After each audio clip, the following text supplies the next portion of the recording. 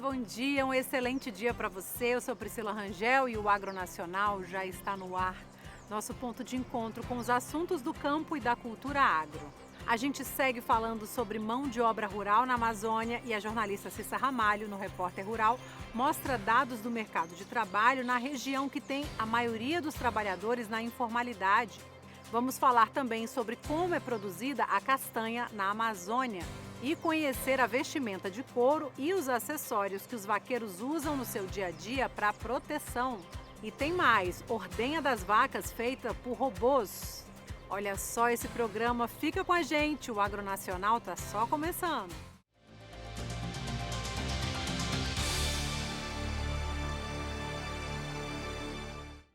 No Agronacional de hoje, continuamos caminhando pela Amazônia. A jornalista Cissa Ramalho nos mostra dados do projeto Amazônia 2030. Ela fala também da questão da mão de obra rural da região que trabalha na informalidade e com baixos salários.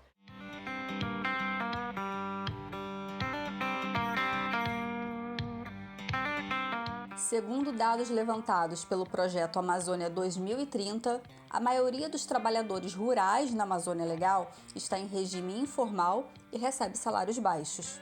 A pesquisa ressalta ainda que a região possui 20% menos carteira assinada que no restante do país. E para completar o cenário, agricultores não qualificados foram os que mais perderam postos de trabalho. Para o pesquisador da Embrapa, esses números podem ser o reflexo da mecanização na lavoura. A questão da mecanização aqui nós temos também tentar detalhar um pouco mais aqui, né? Tem determinadas atividades aí que é impossível fazer sem mecanização agrícola, como o caso dos cultivos de soja, de milho aí, que exige grandes extensões de área aí, né? Agora, o que eu recomendo aqui para pequenos produtores seja que eles passem a utilizar aquelas culturas mais intensivas em mão de obras, onde não é possível fazer a mecanização. Por exemplo, o caso da lavoura de cacaueiro, que o Brasil é um grande importador de cacau desde 1989, né? Nós temos 200 mil hectares de cacaueiro na Amazônia e nós podemos dobrar essa área aí, né? Eu acho que nunca vai inventar uma máquina para colher cacau, apesar do esforço que estão sendo feito agora para fazer a quebra do cacau. Independente de quem seja o vilão desses resultados, uma coisa é certa: o sistema cooperativista pode ser uma boa alternativa para os agricultores. A nossa área da assistência técnica, da qual nós chamamos de ATA, Área de Assistência Técnica da nossa cooperativa, primeiro ela dá orientações técnicas de acordo com o nosso diretriz elaborado no plano de atividades, numa Assembleia Geral Ordinária, né? Em cima disso, a assistência técnica trabalha para que o produtor tenha orientação, digamos assim, faz o diagnóstico da área, né, análise de solo, análise de folha e dá o resultado disso daqui, falando, olha, você tem que colocar tantas toneladas de correção de solo de calcário, adubos químicos e adubos orgânicos. Em cima disso, né, o produtor trabalha, faz com que ele possa ter condições, pelo menos, de adubar e ter uma alta produtividade. Essa é um dos maiores desafios que nós temos da área da assistência técnica, fazer com que o cooperado possa ter essa orientação baseada em análise e ele possa ter condições de comprar esse adubo, colocar esse adubo e ter a produtividade aí como resultado. Mesmo com a tecnologia cada vez mais presente no campo, a importância da mão de obra continua sendo grande e decisiva. E para falar sobre o papel do trabalhador rural na agricultura, pecuária ou mesmo no extrativismo, é preciso debater produtividade, salários e também oportunidades.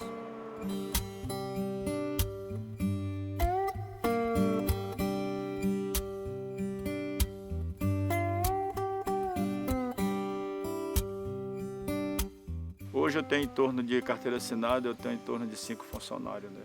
Só que tem muito prestador de serviço meu que, por exemplo, é trabalhador que está de férias de emprego, é trabalhador que está esperando um emprego de uma empresa, é trabalhador que está esperando aposento, né? É gente que não quer assinar carteira porque geralmente eu tenho o meu, eu quero trabalhar essa temporal, um dia, 2 dias. Então esses pessoal tudo eu dou serviço que eu não quero trabalhar. O informal, acontece muita coisa dentro do nosso trabalho. Como exemplo acontece. Quando você contrata um funcionário, ele lhe presta serviço todos os dias da semana. ele obedece os horários, tudo certinho para trabalhar. Você sabe quais são as obrigações com ele de dar o IPI dele trabalhar, dar o material dele trabalhar, horário de descanso, tudo certinho. Quando acontece um acidente no trabalho, por exemplo, me bati ali, fica 2 dias parado, vai lá no médico, tira atestado, traz, né? A gente trabalha dessa maneira. Então, para a gente, como empregador, se a gente pudesse trabalhar tudo de carteira assinada, era muito melhor. Porque hoje a gente tem aquele problema, além de ter problema de um acidente, aquela falta de trabalhador, tem vezes que é para chegar a 10, chega a 4, 3, né, que atrapalha também, né? E tem aquela situação que quando para de trabalhar, geralmente você tem que submeter uma situação que é, digamos assim, você trabalha para mim 5 meses, eu lhe paguei todo o seu salário, tudo certinho, tá, horário, tudo certinho, mas o cara vai dizer assim, eu quero dinheiro para me sair. Aí a hora que você vai dizer assim, não, eu te dou tanto, o trabalhador diz, não, só sai por tanto, né? E aí você tem que pagar, porque senão ele vai lhe jogar na justiça, né? Você tem que entrar num acordo, bora acertar para pagar. Então nós temos esse problema, a gente deixa trabalhar, mas que é problemático para a gente. O nosso objetivo da nossa cooperativa, primeiro, é agregar valores de mão de obra local. E ela, nesse sistema agroflorestal hoje conhecido, né, a mão de obra é intenso, tá? E depois a parte dos nossos não cooperados. Então, direto e indiretamente, a gente atua em 25 comunidades e praticamente 10 mil pessoas impactadas.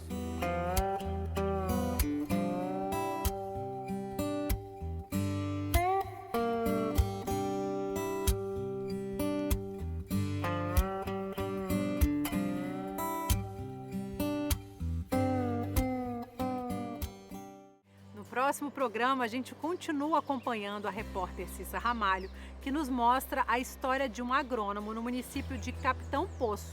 Ele não aceitou a baixa remuneração pelo trabalho e criou o próprio negócio no campo. E as mudanças têm sido comuns na região, principalmente por causa do apoio de cooperativas. Os produtores de castanhas são um bom exemplo disso. Vamos dar uma olhada. Eu trabalhava antes com compra de minério, né? E é uma coisa que eu entendo que não é legal.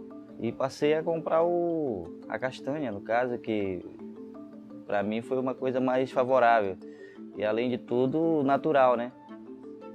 E uma coisa que também me trouxe uma renda melhor do que mesmo o ouro que eu comprava. Pois é, que a gente trabalhava antes não era manejada, era de qualquer jeito, né? E agora, depois que apareceu, a FAS trouxe o curso, né, para a gente fazer na comunidade São Francisco, a gente foi fazer o curso, já foi na prática, né? E a gente viu que foi bem diferente do que a gente trabalhava antes. Primeiro era só com teçadinho, né? Tinha pessoas que juntavam até com a mão, né? Risco uma cobra, né? Morder a pessoa. E também a gente começou a trabalhar equipado, né? Usando bota, né? Calça, né? Já prevenindo o inseto, né? Então essas capacitações elas trazem num contexto da segurança do extrativista, da preocupação com a manutenção da floresta e que uma porcentagem desses frutos precisam ficar na floresta para que ela continue existindo de forma sustentável, e que também essa atividade gere renda de fato com preço justo. Depois de 2001 para cá que a gente começou a trabalhar em castanha. A gente comprou um terreno para cá e ficou morando para cá. Não tem tanta castanha, mas um pouco que tinha a gente sempre tirava, mas não para vender também, só para o consumo. A primeira etapa é assim, vai para o mato, né? Aí ajunta a castanha, ajunta o ouriço da castanha debaixo da castanheira, né? E depois amontoa e na hora de quebrar o ouriço coloca forra no chão, né? Com plástico, né? Aí quebra o ouriço da castanha e coloca ali, depois coloca no paneiro, né? Terminou de quebrar a castanha, né? Emborcar o ouriço, né? De boca para baixo também, que evita o mosquito, né? Da dengue, da malária, desovar ali no ouriço, né? Se ficar de boca para cima. Depois lava, né? A castanha e coloca no sol ali no secador para secar um pouquinho, né? Sair aquela água e depois passa pro comprador, né? Que é o paioleiro, né? E aí ele que vai já zelar da castanha já dentro do paiol. Tá, depois de todo esse processo, né, da coleta da castanha, aí só esperar o comprador, né, lá de Manicoré, da Covema, e aí entregar a castanha, né, no final da safra, né. Então, a Covema, né, ela foi fundada para a gente tentar ajudar os castanheiros que vendiam a castanha por um preço muito baixo. Os castanheiros, os comunitários que vivem nas comunidades, precisavam de uma assessoria. E nós prontificamos de ajudar desde que eles quisessem. Quando nós consignamos a castanha deles, entregaram a castanha para nós, a gente vendia a castanha in natura para eles. Conseguiam vender um preço bom lá fora, em Minas Gerais. Aí eles acreditaram que ia dar certo isso aqui. Aí por que não criar uma cooperativa? A Cooperativa Verde de Manicoré, que é a usina que beneficia a castanha, ela deu possibilidade do preço da castanha ter um valor muito agregado. Porque até então os extrativistas vendiam somente a castanha in natura. No mercado local, muitas das vezes na própria comunidade. E quando ela chega aqui, ela é toda medida novamente. Se ela não teve um acompanhamento de alguém da diretoria, na hora da medição na comunidade, ela chega aqui, ela vai ser medida. Então a gente vai pegar as latas, vai abrir todos os sacos e vai medir novamente, né? Se ela estiver seca, ela já vai para ser trabalhada. Senão, ela vai ficar aí ainda para secar um pouco mais para poder começar a trabalhar. E aí ela vai passar pelo cilindro, que é para tirar a esquina da castanha para facilitar a quebra, né? Depois ela vai passar para a caldeira para dar o cozimento nela. Depois vai para a quebradeira para ela ser quebrada. Vai para a máquina para ser selecionada por tamanho. Depois da seleção por tamanho, ela vai para o carrinho. Depois de secar ela, né, se tiver já com a umidade bem baixa mesmo, aí ela vai para uma outra seleção, onde ela passa pela última seleção e vai ser empacotada. Porque você ter pessoas que coletam castanha é muito fácil. Porque eles estão morando lá dentro da floresta e fazem isso. Agora você trabalhar, desenvolver pessoas com a facilidade de gestão de negócio, que é o desafio. Agora a gente faz um rápido intervalo, mas no próximo bloco você acompanha os símbolos que cercam a vida dos vaqueiros nordestinos. E você vai ver ainda vacas que são ordenhadas por robôs. Fica com a gente, nós voltamos já.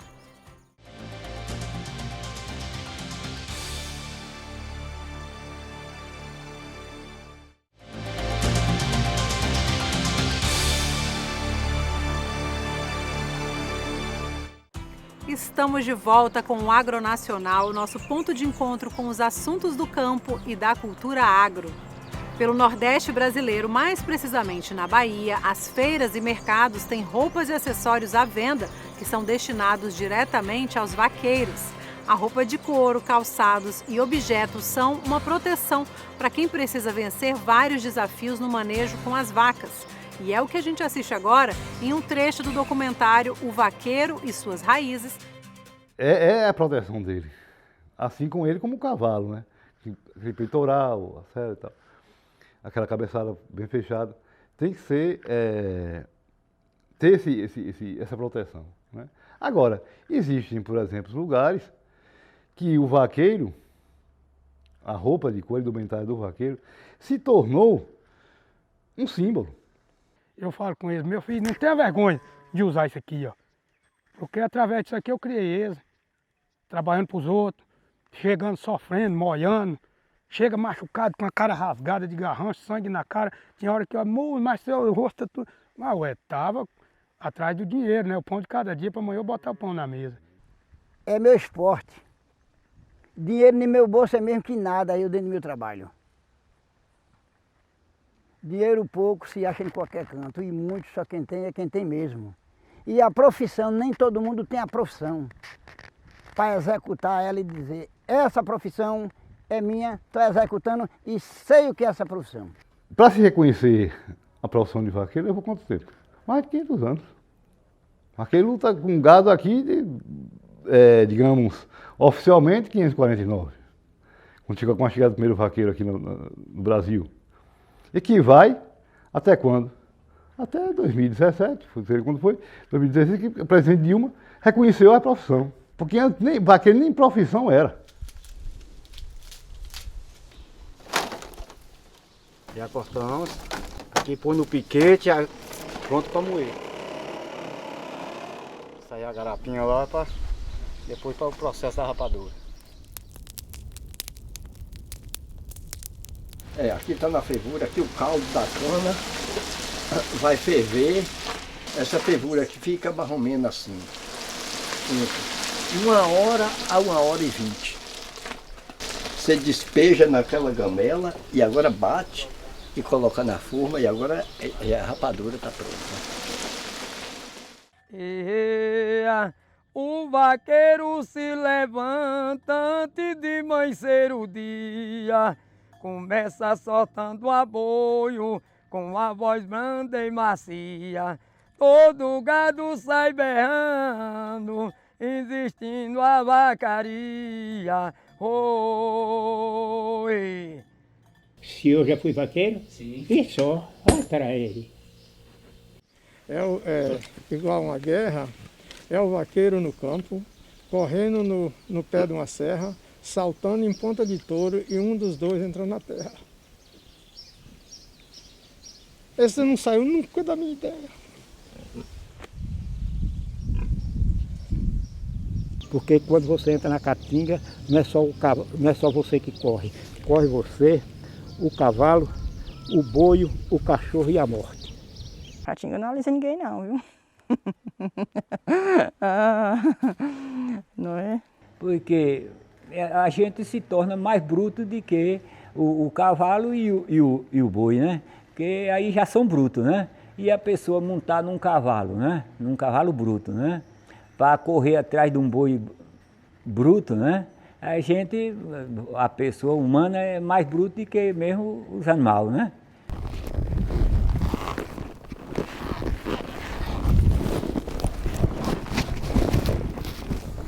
É lugar de pau. Não tiver madeira no corpo, o pau come. Lugar de caatinga, embuzeiro, emburana, angico, jurema. Aí é para esbagaçar mesmo, né? Ou pega ou... Dificilmente você conseguir se livrar de todos os galhos que vão estar ali, né? E tem lugar que não tem espaço mesmo, você chega e entra. Tem que, né? Você não vai deixar ir embora, tem que pegar. Tem lugar que você passa correndo, que você vai olhar depois, como você disse, como eu passei aqui nesse pau, né? Cai é o comum do vaqueiro, montou cai. Só nunca cai, o cara nunca muito, mas se montar cai. Não diz caiu muito e não cai não, o montador cai. Mas por eu cair, eu não me acabei. Eu caí, levantei, bati a poeira e todo mundo tá de novo. O cara que é vaqueiro cai, levanta, só não monta mais se ele não tiver condições de quebrar uma perna, um braço, mas se tiver...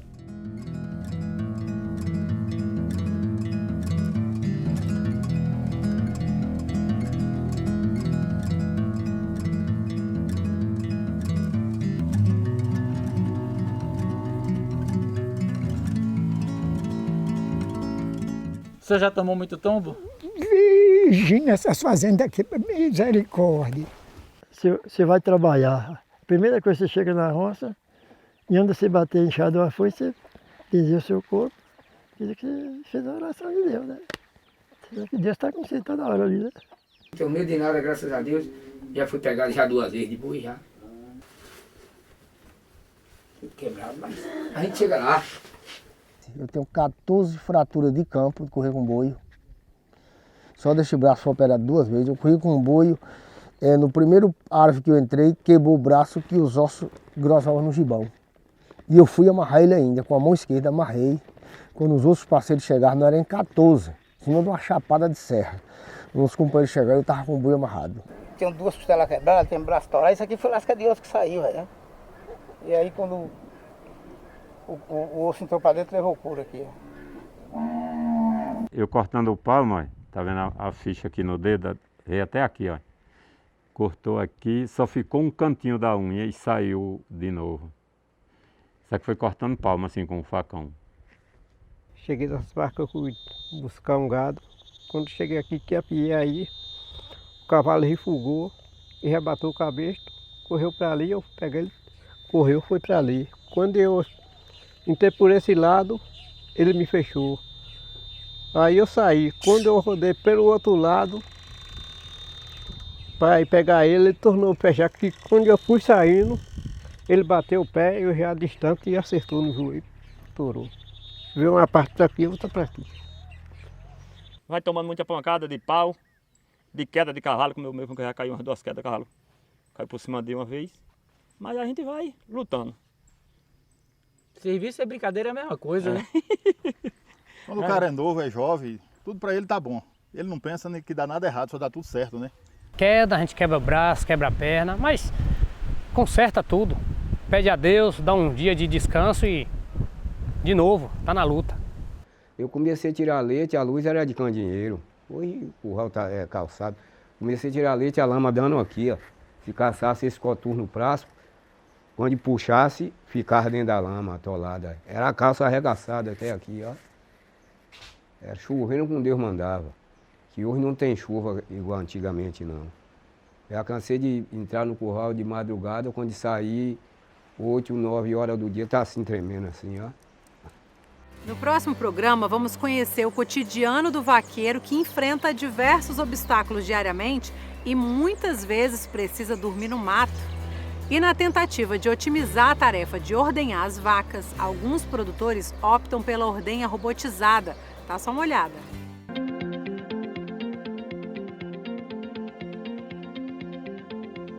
Hoje, um grande desafio para a produção leiteira, quando se refere à questão administrativa, é você manter uma estrutura para atender toda a legislação pertinente, o bem-estar animal, o bem-estar do empregado. Então, é realmente muito oneroso para a atividade você manter uma equipe de ordenhadores para que seja realizada a ordenha 2 vezes ao dia, 7 dias por semana. Então, esse é um aspecto importante quando a gente considerou a automação da atividade de ordenha, muito relevante. O segundo ponto que nós consideramos é a questão de qualidade de serviço. Quando você trabalha uma equipe grande fazendo o mesmo serviço e ele exige que a ordenha seja feita com muito critério, com muito rigor, a parte de higienização, a parte da ordenha propriamente dita. Então isso, quando você tem o fator homem envolvido, você está sujeito a alguma variabilidade que pode comprometer. E, além disso, a automação e a geração de banco de dados que você consegue com o robô, aonde você tem informações absolutamente relevantes e importantes de produção, de qualidade de leite, de ração distribuída, tudo isso dá uma gama de informações que, no aspecto gerencial, é de grande importância para você tornar o teu ambiente muito mais produtivo e sustentável.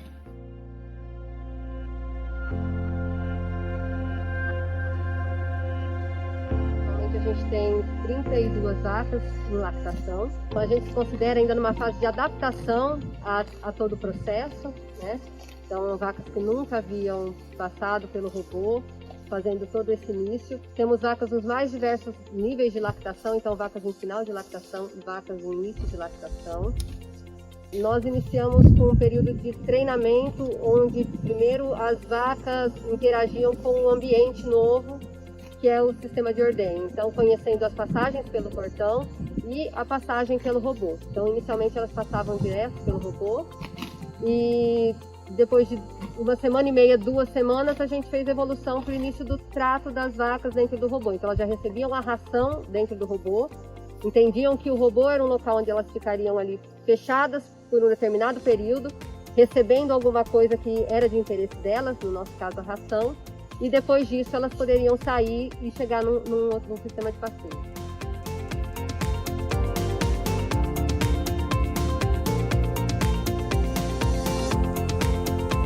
Está trabalhando hoje com 2 sistemas, um sistema de ILPF e o sistema onde elas passejam à noite, que é o sistema irrigado.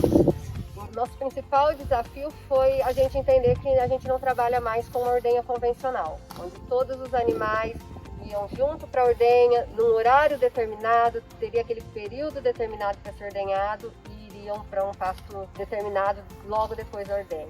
Então, a mão de obra, o pessoal, foi mais difícil entender isso do que as vacas. As vacas rapidamente se adequaram ao sistema de passagem pelo robô, aos horários. Hoje elas já procuram o robô em horários que é o horário que elas precisam, então no período da noite, no meio do dia. O papel nosso da Embrapa é antecipar tendências, né? É tentar entender qual é a demanda que os produtores terão nos próximos 5, 10, 15 anos. Né? E conversando com os produtores, fazendo visitas em propriedades leiteiras em todas as regiões, a gente percebe que mão de obra é uma questão fundamental. É um dos principais problemas da atividade leiteira, seja ela de pequeno, médio, grande porte, é tentar resolver o problema de recursos humanos dentro da fazenda. Por isso que a gente olhou com muito carinho com a questão da ordenha voluntária, do robô de ordenha, como possível solução desse tipo de restrição da pecuária. Porque era muito fácil você ver produtores com familiares com 500, 600 litros de leite, estabilizando enquanto o potencial dele podia ser muito maior. Ele poderia produzir 1.000, 2.000 litros de leite. O grande problema é quem é que vai ajudar essa família a tirar esse leite. Então, o primeiro insight que a gente teve de adaptar o robô a um sistema de pastejo foi pensando basicamente no conforto da família e no potencial de expansão desse tipo de produção leiteira, que é 99% do Brasil hoje explora animais a pasto. Por hoje o programa fica por aqui, mas já temos nosso encontro marcado, né? Porque o Mundo Agro passa pela tela da TV Brasil. Eu sou Priscila Rangel e desejo a você um excelente dia. Tchauzinho!